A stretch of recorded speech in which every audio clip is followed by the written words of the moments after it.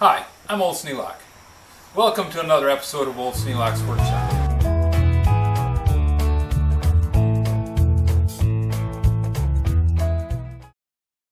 Well, I'm hoping most of you saw yesterday's video. It was where we went to Burgess Antiques down in Galesburg, Michigan, and we went through the store and we saw a lot of cool stuff, and Lydia picked up a couple of really nice things and I picked up just one. Not really nice. Well, it's kind of nice. It's different. It's this box. This box, you probably recognize it as being a toolbox. Why would I think this was worth getting? Well, because it was under the daily budget of the Sneelock Workshop. It's 10 bucks. I also kind of like toolboxes. This is not the best example of a toolbox, but it has got a special thing to it. It's wired shut. I couldn't tell what's inside of it. So it's a mystery. Gotta love a mystery. So what I'm going to do for you guys is make it so that you'll know what's inside the box, along with me. So first thing I have to do is unwire this thing. And they seriously wanted this thing to stay wired.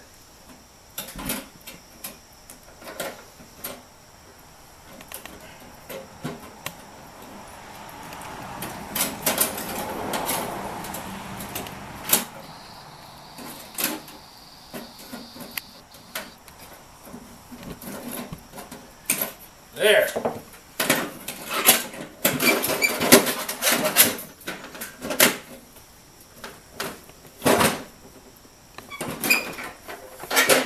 Whoa, quite a pile of stuff.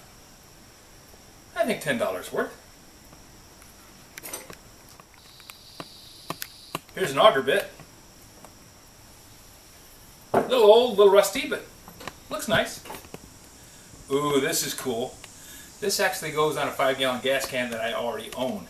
Makes it so it works as a pour spout. Been looking for one of those for quite a while. Lucky day. Then, here's another auger bit. Look at that. Auger bits are the thing that I need the least because I have so many of them. But, here's another auger bit. This one is a unreadable marking.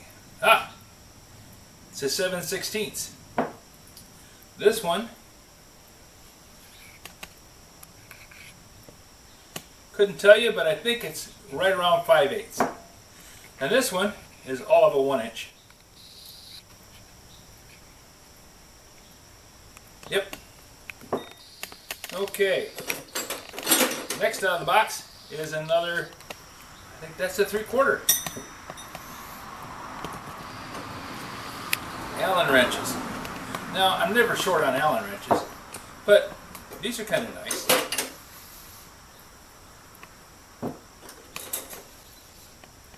Oh, a little keyhole saw. It's got enough teeth to say it's got teeth, but I don't know how sharp they are. A Phillips screwdriver. And this is a Crescent Phillips screwdriver. It's a good brand. Then here's a nut driver. This has got what they call an acetate handle on it because it's got this white milky looking crap on it. That's where the acetate kind of decomposes and turns into wax on the surface. Oh, this is kind of a nice thing. It's a wooden handled screwdriver.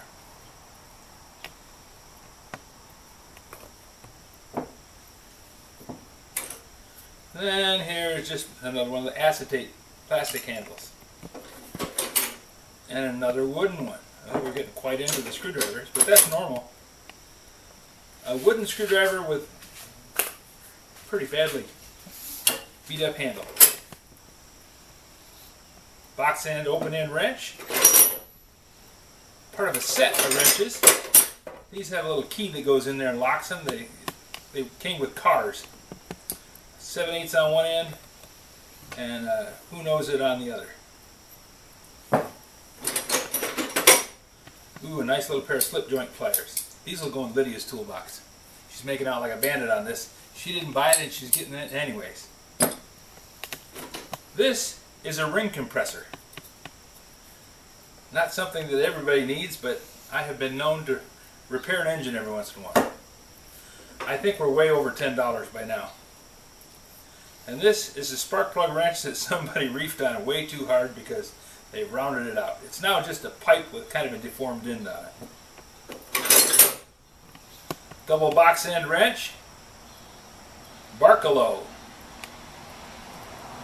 Made in Buffalo, USA.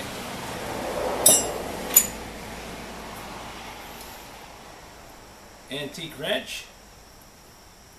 This is a double open end. 5/8 on this end, 3/4 on this. 7/8 and 13/16, another double open end. Ooh, we got some old ones here. These are cool. When you get these in a set, these are kind of special. People collect those. I don't. I just seem to have them attached to me all the time. They show up uninvited and decide to stay a while. Now this is another unique one. Champion.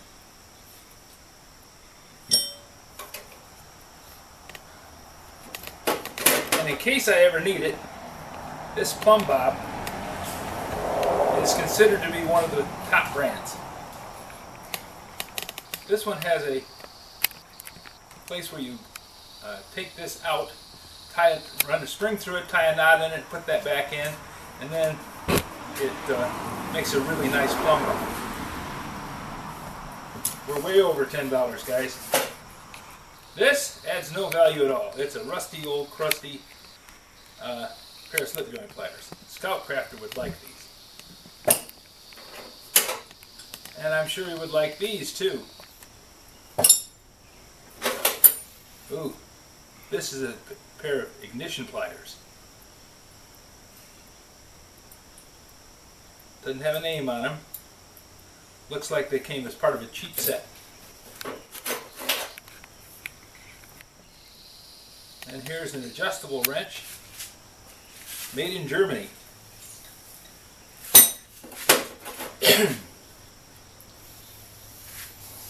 And a Japanese adjustable wrench.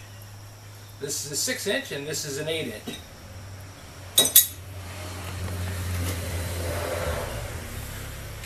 Yeah, this is definitely a Scout Crafter deal because I really don't have a use for a master lock with no key. What is this thing? It's a tape measure. I think it's going to need to be taken apart carefully and cleaned. It's still got the numbers on it, but it's in pretty sad shape.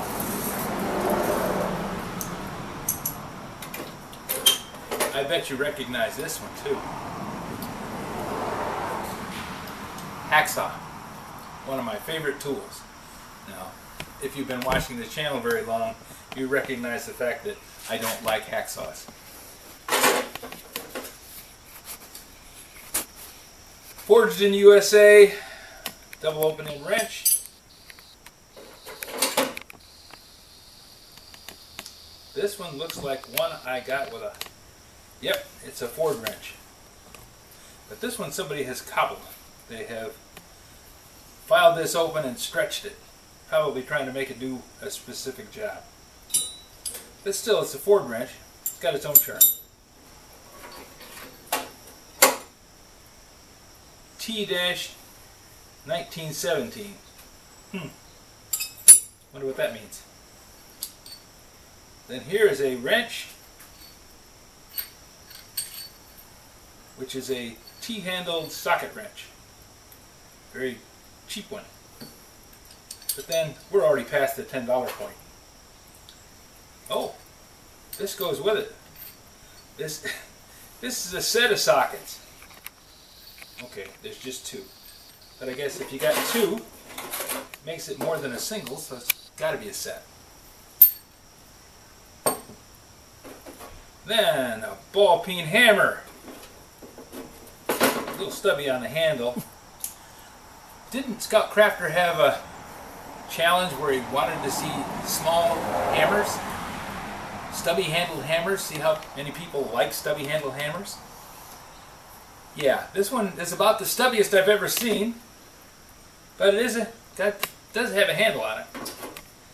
Nope, this one has got a stubbier handle yet. It doesn't have much sticking out at all, but I can hold it.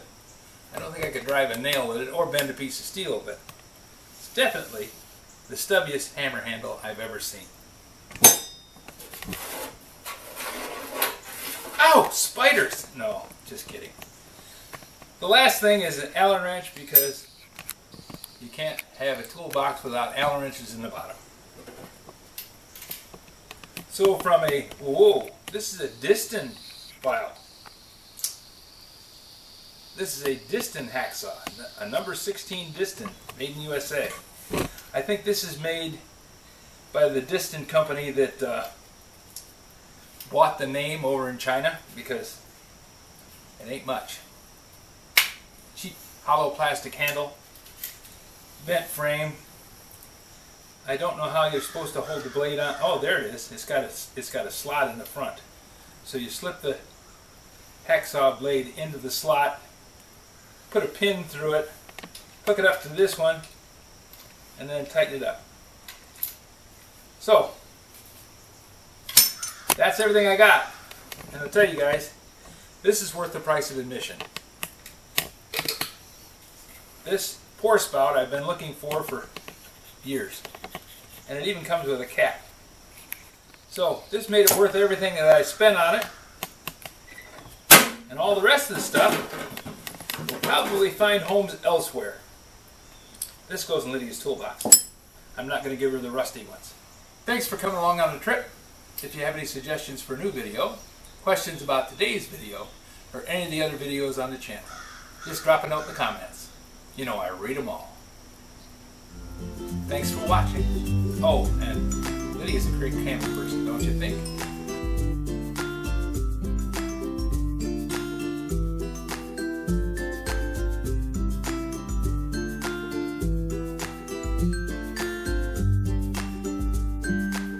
This video is not to be viewed by anyone under the age of 13 in the U.S. or 16 in the European Union, without the express written permission of the parents or legal guardians of the underage person.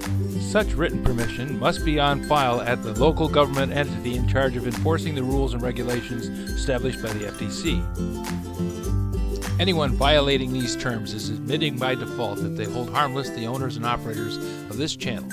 Any and all questions should be addressed to your local branch of the FTC.